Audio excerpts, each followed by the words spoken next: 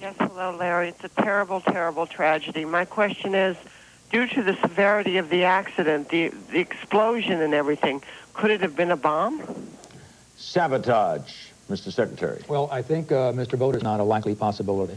Since the plane would have, I mean, if it was a bomb or something, the plane was 10 minutes late, so it had to be in the air. That's a pretty long time to time that. Again, no conclusions have been reached about what has caused this accident, but as far as I know, the NTSB is not focused on that. Governor, did you meet with members of the families? Not yet, Larry. No, I have not. Did you? But I would like to do that at the appropriate time when it's convenient to them and if they're comfortable doing it. You did, Mr. Secretary? Larry, I had an opportunity to go in and express my condolences and that of the presidents. They're obviously very shocked. To try to answer whatever questions they have, families generally want as much information as possible.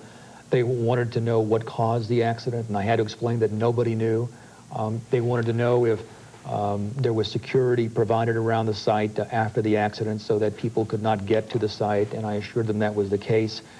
They wanted to know how quickly the investigation would take. One family wanted to know if, when the NTSB conducted its hearing, if they could go and testify. And I said, certainly, I think that the NTSB would welcome that. So those are the kinds of questions they're asking. Governor, any looting, people running around that always occurs in things like this?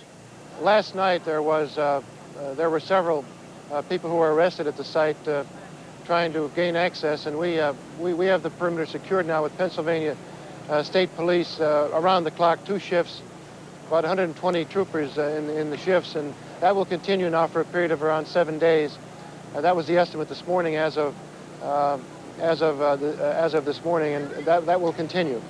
But for that, it's been relatively orderly here, and I must say that one of the things about this incident that is so impressive, and it really just tells you the great people that are out there, the volunteers that have come forward from all parts of our state to offer their assistance and their help. One example was just mentioned to me a few minutes ago of a police officer in one of the adjoining communities who had lost a relative in this flight, came here to work and just said he wanted to be here to offer his assistance. That's the kind of quiet acts of heroism that you see in a situation like this, and it makes you very proud of our people. Cleveland, Ohio, hello. Hello.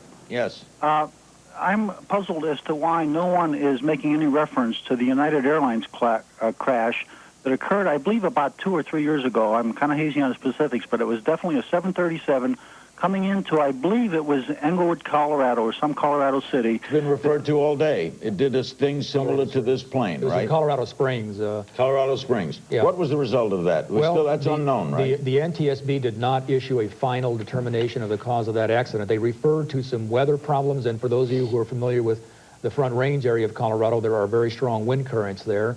That was not the case in this situation. So they don't know what caused that, but they do know there was bad weather in the area. That's where right. Supposed in this. Have you checked the records for clear weather accidents like this? Have we had any that you could look back on? I would have to go back and check that, Larry. I have not had time today to do that. A couple other things. Governor, we know that you've come through some tough things yourself. Double transplants. You're a strong believer. We all know that. Does this shake your belief at all?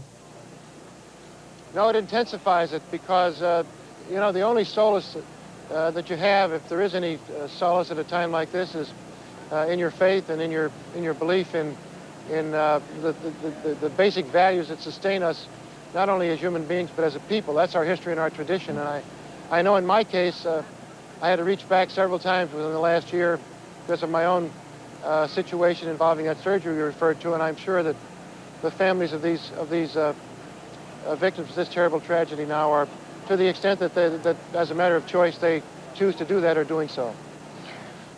You going to stay on site all through the night, Governor? I don't expect so, Larry. I'll be here for a while, but I was here this morning, and I'm sure I'll be back. It's going to be ongoing here. The process of identification is extraordinarily sensitive and complex, not only from a forensic point of view, but from a human point of view. And the area, because of the situation on the ground, has been declared a biohazardous area. The workers who have to go in there have got to be treated so that they're protected against hepatitis, and there are a lot of complications like that that'll persist now for a period of time. This will be a very long cleanup, will it not, Mr. Secretary? This was a very serious accident. There's a lot of debris, and I think it'll take some time for the NTSB to go in there and identify all the parts of the aircraft and to clean it up. Absolutely. And how long an investigation do you think? This could go on for months. Typically, when the NTSB conducts an investigation this complicated, it takes a number of months.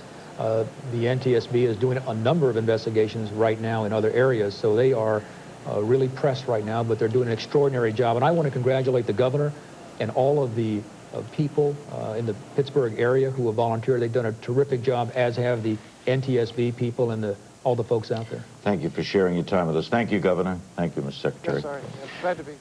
Governor Robert Casey, the governor of Pennsylvania, and Secretary of Transportation Federico Pena. When we come back, more on this crash, more of your phone calls.